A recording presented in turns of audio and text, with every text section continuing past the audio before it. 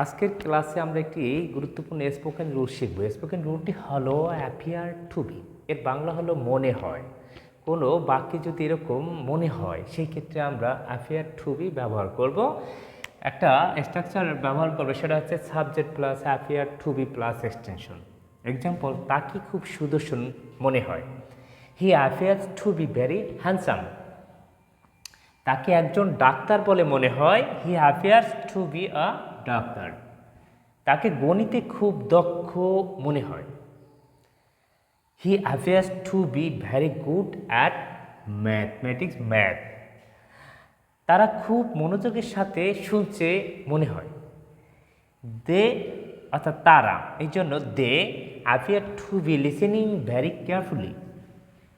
তাকে অসুস্থ বলে মনে হয়। He appear to have been sick. He appear to have been sick. এখানে অ্যাপিয়ার বলে মনে হলো, অর্থাৎ তাকে অসুস্থ বলে মনে হলো, এই কারণে তাকে অসুস্থ বলে মনে হলো, এই কারণে কী হবে, he appear to have been sick. তাহলে এই স্পোকেন রুলটি ব্যবহার করে আমি এখানে কয়েকটি বাক্য তৈরি করে দিচ্ছি। আপনারা চাইলে আরও বাক্য তৈরি করতে পারেন। ধন্যবাদ।